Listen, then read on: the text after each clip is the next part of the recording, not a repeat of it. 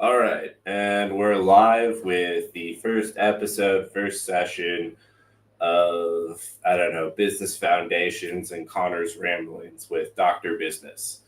Now, Dr. Business is a character that I came up with 4 or 5 years ago. You might see me as him occasionally on my wife's show, Weekly Mojo, with Madison Jessica, or I did a show with my friend Rich called Yumi and Chat GPT. It's the first time I'm putting on the doctor's, with the lab coat, the overcoat with the stethoscope. I feel like a total fraud naturally. My whole family works in healthcare, so this is a big joke for me in so many ways, since everyone in my family with the title doctor is actually in healthcare and provides medical services. Anyway, so Doctor Business, I'm going to help you take your business off life support or get it out of your head and get moving.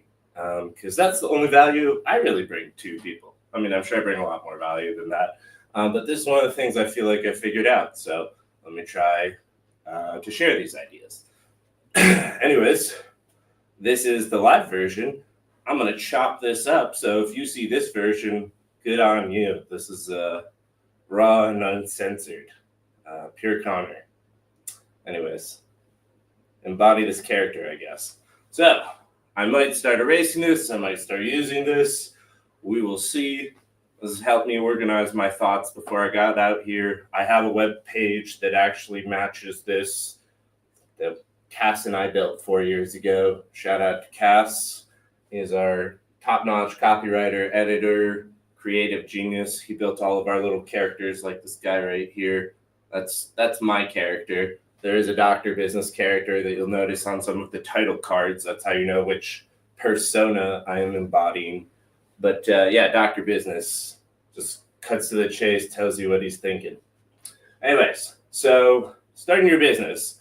You want to start a business, that's great. Lots of people have projects and hobbies that they've been working on, passion projects for years. Basically, that's something that can be converted into a business if you want to do that. I don't always recommend that because sometimes it takes the joy out of it for people, because starting a business is very rigorous. It requires discipline. It requires you to basically take some of the things that are joyful about creating and remove them, to standardize the process and be more productive on a regular basis, because businesses are about moving in a predictable, linear fashion in many cases. Obviously, you're looking for exponential growth, but to execute in a linear fashion is generally how you get there, which isn't always so obvious to people who want to be an overnight success. So anyways, it helps to have a passion project or a hobby that you're ready or willing to convert into a business because you've already put in lots of years mastering something. But it doesn't have to be your passion or your hobby. Like I said, which comes back to our first question here, which is, what are you selling? And this really comes down to one of three things. It should only really come down to one of two things, because while this one is great, it says idea. It's really, really hard to get funding, a lot harder than people think. And it's pretty hard to sell an idea before you have something concrete or tangible ready to deliver behind that, because most people, especially today, are not very patient. And you will be labeled a grifter very quickly if you're just selling ideas without action. And that's been something I've been very wary of my entrepreneurial journey, to most people's frustration, because they think I should be moving faster, particularly with my software idea, which I am selling as an agency. So anyways, beyond skills, you can sell, beyond ideas, you can sell skills or you can sell products. Both things are valuable, but to different people for different amounts of money. My animals are amazing. My phone's going off. This is live. Anyways, so what are you selling? Skills or a product? Those are the real two options that we need to be considering.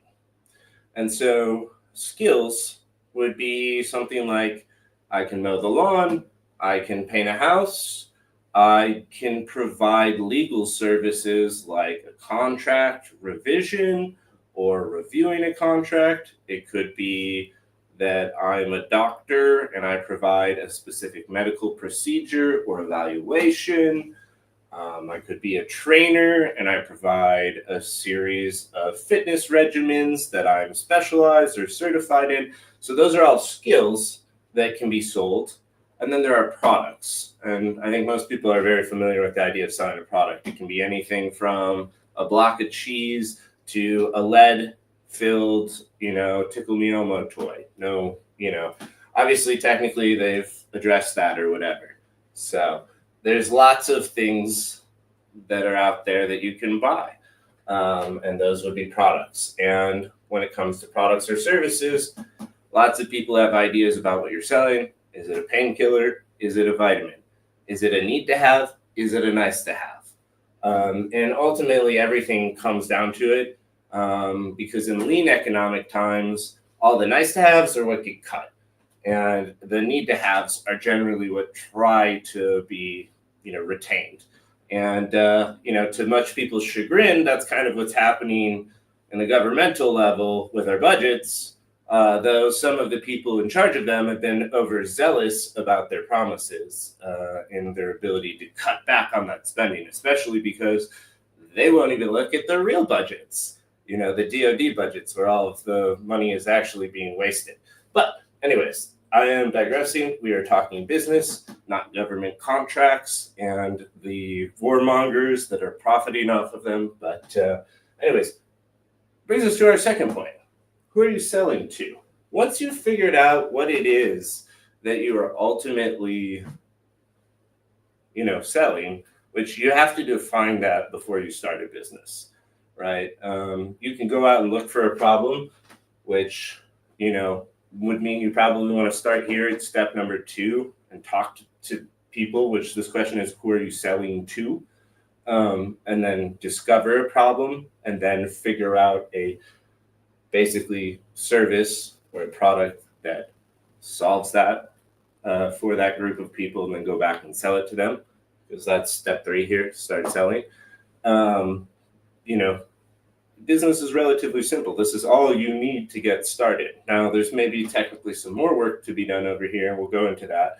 But I wanted to start with, what do you really need to get started to start a business? This is the core element here. This is the money maker.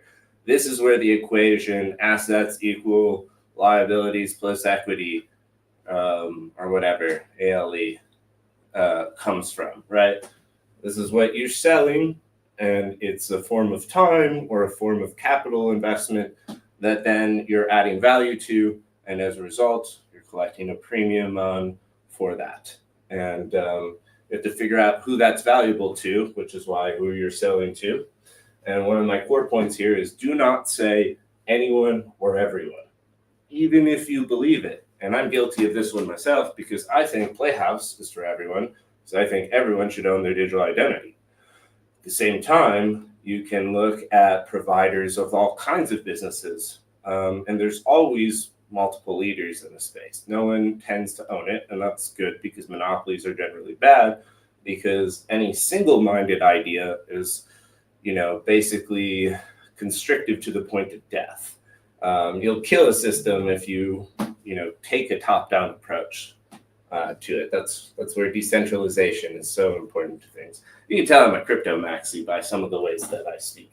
But anyways, we'll get back to, who are you selling to? And what you need to do is define a stereotypical niche. I am selling to engineers. I'm selling to engineers who love gaming. I am selling to healthcare professionals. I'm selling to healthcare professionals who sell medical devices in the cardiac space. You need to be specific, because specificity allows you to know who you need to go talk to try to start selling, right? So this is the full circle of really what a business is, also what selling really ultimately is, and what you have to assess. Though some salespeople, you're not selling yourself, you're selling someone else's thing, someone else's vision. And that's generally what a business is. We're collective people's vision, because you're often not doing this alone. Skills could be that one person is a great salesperson and the other person has some sort of hard deliverable skill or product that they're offering. And that complementary process, because not everyone's a natural salesperson, is part of what brings businesses together, because salespeople often don't have great ideas, even if they are persuasive and personable and understand the process of helping someone understand how some solution they have fits their problem, which again can be manipulative, but that is really how this kind of works. And you have to be aware of that, and you have to be participatory in that to some degree. So when we kind of stop and talk about the fundamentals for a second, what else is needed to start your business? I think there's a couple of core things that I want to address. And I guess I'm gonna have to put up my window. Yeah, that's what doing it live does. All right, I'm just gonna stand here, I guess. Yeah, so my screen itself is so bright that it's obscuring the needs. Okay, here we go. This is gonna be terrible for editing.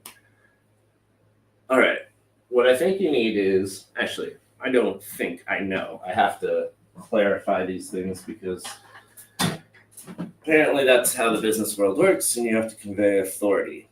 Anyways, your needs are, you need a handle and a domain. What do I mean by that? You need a social media presence and you need a website. And in an ideal world, that username matches the website name, so that like Playhouse is Playhouse TV or Playhouse TV everywhere. And when you Google us, Playhouse TV, our website, playhouse.tv, comes up. And that is SEO, but that's part of why I think you need to think on that level. And also because everyone's discovering you either through LLMs today or through Google, you need a presence on the internet. Obviously, there's people discovering you through social media, and that's where having a presence on one of the major channels is so important. But choosing that channel is a whole nother discussion, and we can go into that probably next week because, this kind of seems like a natural place to start for our follow-on information and producing more of the show. So stay tuned for next week when we help you decide your website, domain, identify your channel, and talk about how this relates to who you're selling to and your audience.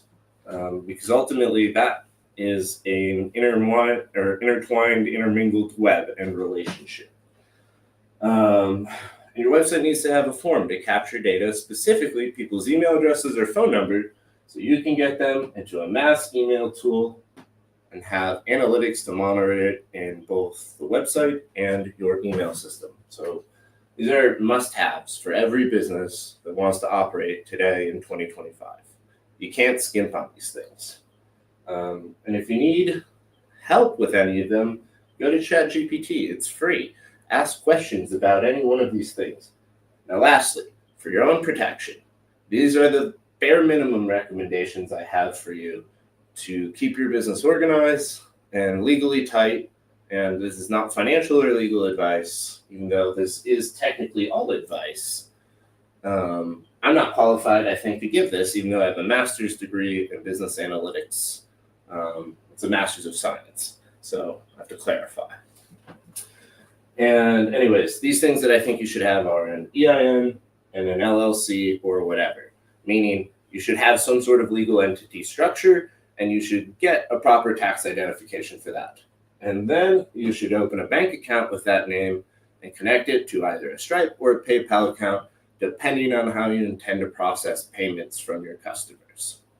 You might want to get some sort of legal contracts and service agreements in place, and there's great templates online that are definitely not technically secure enough, but you can talk with an LLM to try to customize it for your needs. Again, technically not good enough, but might be good enough to help you get started. Since I'm talking about MVPs, I'm not talking about well-oiled businesses that are further along in their establishment. But from a best practices standpoint, you certainly would prefer to have that in place. And then lastly, what you need is a cloud office suite. I prefer the G Suite, like Google Cloud products, you can just start with a Gmail and get access to everything you need: docs, slides, and spreadsheets. And spreadsheets are super important because I'll share some templates with you down the road to help you easily manage your finances, your leads, and other pertinent information to your business, including advertising campaigns, because my career and primary specialty is in advertising technology. I used to be the product expert at Google and their AI small business ads unit, and I built data warehouses for businesses that were 10xing their spend. And so I'm looking forward to sharing that information as well. But to build a solid foundation, you should have these things in place so that you can collect payment from your customers, have some sort of protection and awareness around what you're offering them, and be compliant with financial processes, tax purposes. And doing so in an affordable manner, because you don't really need a CRM system and you don't really need an accounting suite. You need discipline to reconcile your books once a week. I recommend once a week because it is less cumbersome than once a month, which makes it mean it takes me 15 minutes to do once a week as opposed to an hour, 2-hour ordeal once a month. And, ultimately, it saves you money, helps you get off the ground, and gives you strong discipline and understanding how money flows through your business, which is the lifeblood of it. This is technically an organism in the eyes of the law, and so you should be fully aware of how to keep it alive, because that's the name of the game here. So thanks for tuning in. This has been the first episode of Dr. Business's Pro Tips, live sessions. I don't know what I'm calling this, so stay tuned. But this was Start Your Business 101. You'll see it on our Start Your Business 101 page.